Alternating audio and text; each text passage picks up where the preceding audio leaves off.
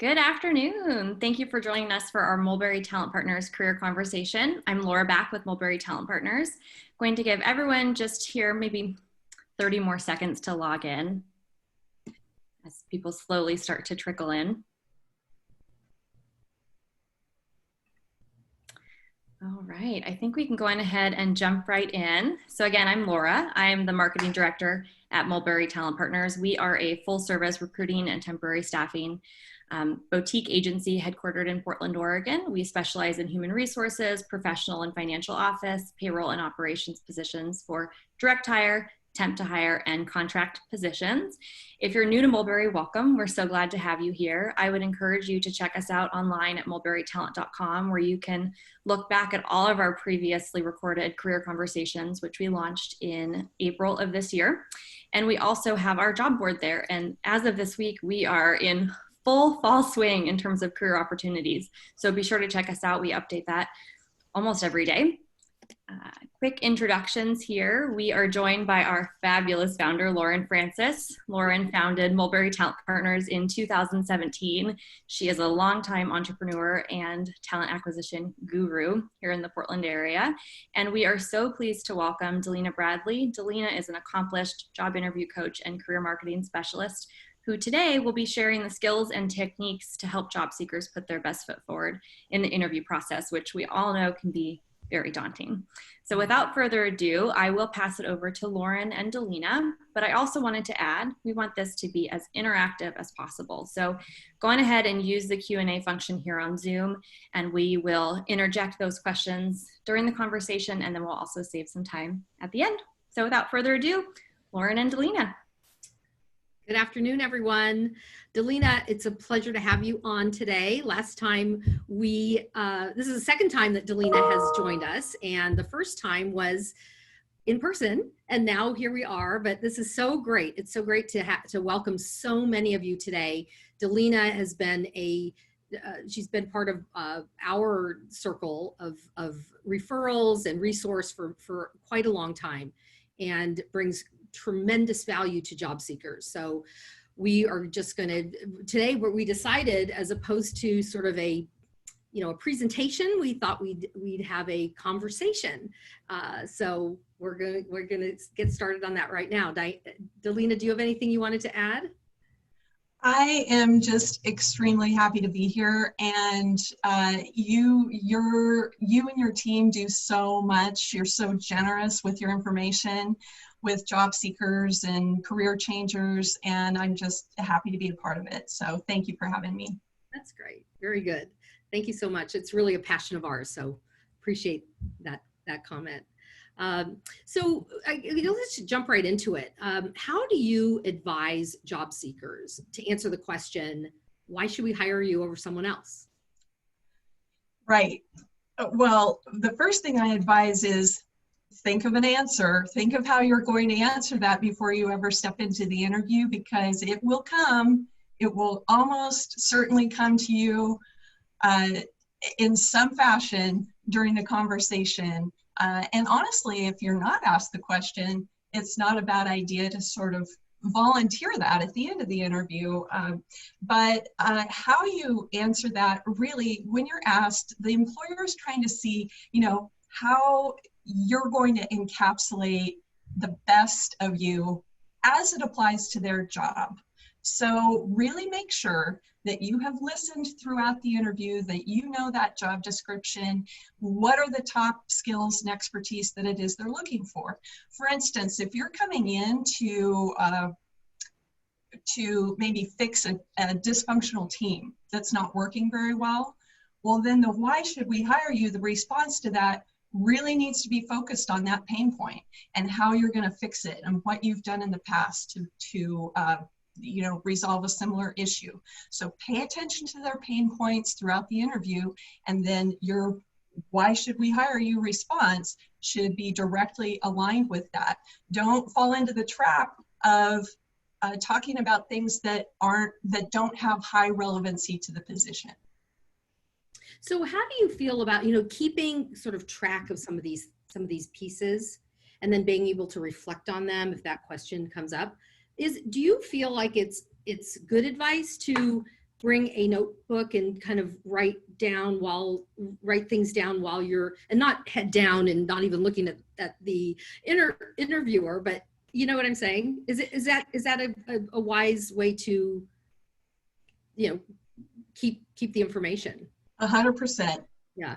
I have my notebook right here right now because I don't want to lose when people ask questions. I don't want to lose something and not be able to respond. Also, maybe you're in the middle of listening and you're thinking, oh, I have something I might want to mention about that. You don't want to lose it. So absolutely, note taking is great. If it makes you feel better, you can say to the person, I just have a notebook here. I might take a couple of notes just because I don't want to lose anything important, during our talk. But that said, don't go overboard. Yeah. Don't, like you said, don't have the head down, keep eye contact as much as possible and make your notes really brief. And what you said earlier is really true, that I often advise that at the end of an interview, if there's some area of the job description or something that the interviewer has not brought up, it's a really great time to interject and add, may I ask a few questions, or is this time, may I ask a few questions at the end of an interview? And one would be, this wasn't covered and I just wanted to add this part of my experience or background so you're aware. The other, it would be, you could also do it in a thank you. If it doesn't come up in the interview, you could add that additional information in a thank you note or email. I agree 100%. Okay, very good. So what do candidates, how do they answer the question, you do not have XYZ experience required for the role? Tell us how you would overcome that. Okay, so oftentimes employers describe their unicorn candidate in a job description. And so that can cause anxiety with job seekers, like, oh, I don't check every box, and how can I possibly be qualified for this role? But rest assured, knowing that if you're sitting there in an interview with the person, that you have enough of the skills required to do the job, at least on paper. You've made it that far, so honestly, it's okay if you don't have maybe a couple of the other required skills. Wait until you're asked about any of the skill gaps. You don't have to raise this. Don't feel compelled to say, hey, I know that you're really looking for somebody with, deep expertise in Python, and I'm really versed in, I don't know Python. Well, instead you say, my most closely related experience is this, or my most relevant experience is this. Don't start it off with a negative saying, I don't have, or raising the skill gap in your conversation. Sure, and it's what I bring is how you want to position it, correct? Yeah, what I bring, or my most closely related experience is, or my most relevant expertise is. I think all of those things work. Absolutely. And that showing that confidence about what you have and not what you don't have, and bringing that forward is so important, and to practice that, and to kind of make sure that you're, and even in everyday life, you just want to use that, you want to kind of switch the way we communicate. One of the, there's a perfect example of what you had mentioned a moment ago, in that, if I don't check all the boxes on the job description, then I'm not going to apply. Well, we have a candidate recently that has been not working for probably 4 or 5 months, has a deep benefits background, very, very strong. And she applied for an HR generalist position. And there were some, skill gaps there. What was so great is she is employed now. She got the job, and what they saw in her background was so compelling that they wanted to talk with her. And so what's good for her, for Joan, is that she now has this opportunity to grow, she has the opportunity to grow into this HR generalist role, where she has been really siloed in benefits, which is fine, except it allows her to grow professionally, and also brings a lot of deep experience for the employer In addition to that, she has what we refer to as a long runway, meaning the client is getting something wonderful, the employer, this deep experience. And then we also have, she also is having an opportunity to grow in the role. And so the two combined is it's a wonderful match. So. Exactly. Yes. Yeah, I agree. I think people self-select out of the process way too early and get really hung up on, I have to check every box. Yeah. And that's just not the case. It's not the case. Absolutely. Yeah. What advice can you share with job seekers regarding virtual interviews that could be helpful today? Oh my goodness. Well, as we could probably go on for a couple of hours on this topic alone. I want to start actually with the phone interview. Now, Lauren, I have a question for you. When you make initial contact with your candidates, what percentage of the time are you on the phone versus on video? Just that initial call. Pre-COVID, 100% on the phone. Uh-huh. Post-COVID, or let's pray for post. But right now it is all Zoom and some phone. Interesting. Okay, so I think that's good for everyone to know. So I still believe that having good phone interview presence is really important. So I'll just hit that really quickly and then dive a little more deeply into the video. But on the phone, take it seriously. The big thing is take this first initial interview, phone screen, video screen, whatever you want to call it, seriously. Because this is your first point of contact. This is how you are going to advance the process. You have to nail this first, this first step. So on the phone, I always encourage people to stand as you talk. That will help you project more energy when you're having a conversation. Smiling as you're talking on the phone. People can hear you smile, actually. And also being dressed. I think a lot of us, especially these days, are a little bit tempted to, be in the yoga pants, be really dressed down, sweats, whatever. And for both video and phone, dress the part, because you will project more professionalism and confidence when you do that. Another thing is on the phone, while it's important to stand up, don't be tempted to pace around the room, because you can hear the breathing. I've heard people, empty their dishwasher and try to multitask a little bit. You probably have some good stories, Lauren, about that as well. Maybe just multitasking. And so make sure that you're present, you're standing, but you're not pacing. And, also obviously try to have a quiet environment, and don't try to take the call when you're driving. You might lose service. I've worked with my clients who have lost service during some really critical phone conversations, not just the initial phone screen, but maybe further in the process. And don't let that be you, please. So those are a few things just on the phone that you can do, and actually looking into a mirror can help you to remember to smile. I was talking with a recruiter last week, and Lauren, you can probably speak to this as well. But to all the job seekers listening today, picture yourself being a recruiter, and you are calling, you're on the phone or you're on video, whatever, all day long. Person after person after person, you're in contact with, maybe 15 or 20 people or more a day. It is incumbent upon you, the job seeker, to keep that recruiter interested. Think about how tired you get, the energy dips, we're all human. And so that energy piece, I cannot stress enough. Don't be someone that you're not.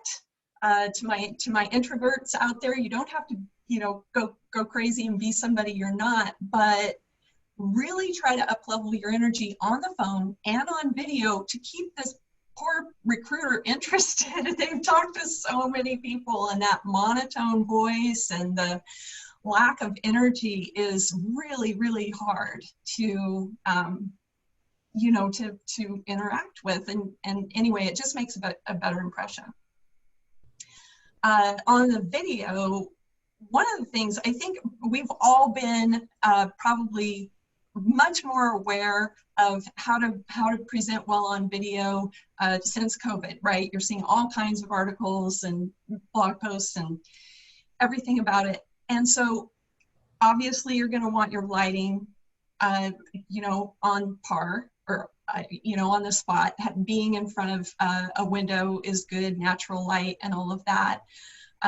Audio quality, of course, is really important, but don't forget the frame.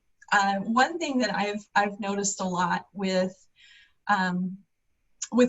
people that I work with is the frame is just too tight around them. So see how you just have the head and shoulders really tight here?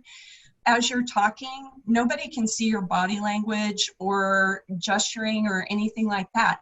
But if you sit back a little bit further, you can use your hands to make your points, talk about things like increasing things and decreasing things and bringing people together, not to hyper gesture, but it does, kind of breathe that energy into your video. Into your distance interview. So remember the framing of yourself, showing enough of your torso to give a better sense of your body language. And the angle of the screen too is really important. Make sure that you're not looking up at your screen or down on the person. So make sure you adjust that angle, and keeping eye contact is really important as well. And as you may or may not know, the key here is to really train your eye on the laptop lens or the webcam lens versus the person's face. I have been trying to do that today as I've been talking, and it takes a lot. It takes a lot to train your eye on that lens versus, because you really want to look at the person's face. It's normal, and it's okay, I think, if there's some back and forth there, but you can put a little post-it note on either side of your lens that just says, look here, smile. You can have post-its all over the place. You should see my office. I'm a big post-it fan. So those are some of the top tips that I would say. The other thing too is background. Really important, because that can be reflective of how you might be on the job. If you've got just this crazy, messy background or busy background, or even too plain of a background. I would err on the side of plain, but anyway, just so do a little survey before you get on and make sure everything is copacetic in the back. I agree. What about the virtual backgrounds? I mean, they can sometimes make you look sort of like you're floating, and I would say that it would be advised to have a professional looking background. I did interview someone that had a mop and a vacuum cleaner right behind her, as well as her, I don't know who it was walking back and forth during the interview. It's someone else in the home. Yeah. There is a lot of people are saying, show some grace for the dog barking or the child that's home doing, at home school and all that. And that all I get. I think when it comes to a interview with either a recruiter or with, the employer, I would caution against those kinds of backgrounds. Yeah, I agree with you. It's really distracting to see kind of this, it's this weird outline. And so I think for personal use, it's a ton of fun. It's a lot of fun to chat in with your friends and have the Golden Gate Bridge in the background or something. But for business, something that's static, I think, is better. And one of the big keys is for both phone and video interviews is just eliminating distractions. Yeah. Just all distractions, either for yourself or for the person who's on the other side. It's incredible too to practice with someone, to Zoom with your friend or someone else, and then it really does. It's front and center what's missing and what you need to work on. My daughter's applying to graduate schools, and she she looks at, I mean, the last couple that she looked at 300 questions. That's a little bit over the top. I don't suggest anyone do that, but she was so prepared for these interviews and weeks ahead of time, if you have that opportunity, and so prepared that it makes all the difference, because what it really does, it provides so much confidence, number one, and number two, she's calm. There's no, the anxiety really goes down. So, and these are panel interviews and just, oh, stuff. You really want to build your fluency. That's what it is. It's like learning a language in a way. You don't just learn it in a day, or you don't just, I think probably a better analogy is a theater performance too. Is, you know, you don't just go on stage and wing it and do whatever it is you're going to do and expect to win rave reviews. And so that's why there are rehearsals. Same thing in interviewing, and confidence comes through preparation and practice. That's all there is to it. Yeah, it is. It really comes down to that. And do it. And I think the role play, really important. Absolutely. Yeah, the mock, because again, that's fluency building. When you talk through your stories, I'm really big on, you know, storytelling, giving examples. You know, two of the most powerful words you can use in an interview is for example. And so being able to talk through those ahead of time, not just think through them, talk through them, is building fluency and confidence. Right. The elevator pitch, or tell me about yourself. About that. How, you know, it's so important, really, because sometimes people, you know, interviews will start with, tell me about yourself and let's walk through your background, or it's important to be prepared with a response. It sure is, Lauren. And this, people get stuck on this question because I think they're grappling with, you know, where should I focus? Should I talk about personal stuff or professional stuff? And I think part of that too depends on where you are in your career. I was talking to Laura earlier that, you know, if you're earlier in your career, if you're a new college grad, then, you know, injecting a little bit of personal information in that tell me about yourself is more appropriate. And you know, it's what you have, you know, in addition to maybe any internships or things you can mention. And I'll get into the structure in a second, but then somebody who's been in the workforce for, let's say, 10 or 15 years, your approach is going to be very different and much more focused on professionals. So I say in general, keep the focus on your professional life versus your personal life. However, if, for example, let's say you are pursuing a medical career, then and let's say you come from a family, you know, generations of people who have been doctors or involved in medicine, then that could be something really interesting to inject into tell me about yourself. But the thing is you want to keep it short and sweet and specific and tailored. Don't just have a one-size-fits-all tell me about your response. We're aiming for a minute or less. And we are going to give a quick, broad brushstroke overview of our work. And then, you know, that's kind of the part one. And the part two is having paid attention to what it is they're looking for, the employer's looking for in the job description. So you have the job description to go by. Maybe you had a conversation with someone like Lauren before you started interviewing, so you have some intel to go from. And so then you highlight, you know, three key selling points about your background as it pertains to the job. Much like tailoring your resume for a position that you're applying for online or otherwise, same with tell me about yourself. You're tailoring each and every time, so it's not going to be the same. And this is some of the work you do with your coaching, in your coaching practice. Help people to interview, role play, and to discover some of the skills and be able to articulate those clearly. And I think it's an important distinction to make that when someone asks, tell me about yourself, they're not asking, walk me through your resume. Those are two different questions. And one is much more obviously chronological, and I moved here when this happened, and I was promoted here, and that sort of thing. And then, you know, tell me about yourself is different. It's just give me the quick hit.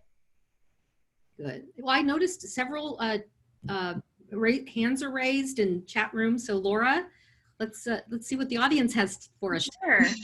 So this first question comes from Jill. Jill asks or says, nonverbal cues seem important. How can you use those to your advantage? And what should you look for in your interviewer? Wow, that is a really good question. And yeah, nonverbal cues. So even on video, you have to be very conscious of your nonverbal communication, like I was talking about earlier, showing your torso and you know, using gesturing to you know, show energy and whatnot. Conversely, you don't want to be crossing your arms. You don't want to be leaning back too far in your chair, or, you know, fidgeting, you know, with your hair or your clothes, or I have a lot of people who maybe they'll hold that, remember that note-taking thing we talked about earlier? They'll hold that pen as they're talking, and I always say, drop the pen, keep the pen on the keep the pen on the desk. So using it to your advantage. People are looking for good eye contact, so remember to, you know, try to train your eye on that lens as much as you can, in addition to, of course, breaking gaze once in a while with the person you're talking to. Sitting up straight. You can use mirroring, same as you would in person. Mirroring communication shows, with your interviewer, shows that you're paying attention to them and you are trying to develop a connection with them. And so if you see them kind of lean in a little bit, you can do the same. You can lean in a little bit. If you see them maybe shift to one side or the other, you know, those kinds of things, without going overboard, can really build connection and use that nonverbal communication as, you know, to your advantage. And then as far as what do you look for, what are you looking for as far as the person interviewing you? I'm not sure if that means cues that maybe the nonverbals, you're not getting a lot of, you know, feedback from them, and what do you do? Maybe that's what she's getting at. I say, you know, that screen separating us is so hard, because you can't read the micro expressions of people and the subtleties that you normally get in person. But all you can do, really, regardless if they seem engaged or disengaged, if you see the crossed arms, if you see them sitting back or whatever, all you can do is bring it yourself. Mm-hmm. And, you know, maybe they're really tired, maybe they're having a bad day. It is stressful. It is stressful times right now on so many levels. And so don't take it personally, and just do your very best with all the skills you bring with your preparation and practice. Perfect. And then Clara asks and shares that she recently had a Zoom interview where only 1/3 of the panel was on video. So she said it was really hard because she could only see one person's face and one person's reaction. How could she have maybe been more successful in this scenario? Well, who says she wasn't? I mean, I don't know, Clara, if you got the job or not. You might have done a lot better than you think, and you can only go with what you are presented with, and with the person that you're presented with. Right now, I can't see any of the about 100 people who might be watching right now, and so it's sort of like you're talking into the void a little bit. It feels that way. And so I hate to be a broken record, but practice and it builds that confidence. And getting on screen, get with some friends more, maybe a little more frequently, just a couple times a week, and maybe have them ask you a couple of questions, you know, just to kind of just get that comfort level, because with frequency and practice builds the confidence. And but I feel you. I mean, that's a tough situation where you're kind of like, ooh, I want to see what everybody is, you know, I want to see what everybody is, how they're reacting, not just this one person that you're trying to go by. Well, believe it or not, we're already at 12:30. Oh, I knew that would happen. It goes by so quickly.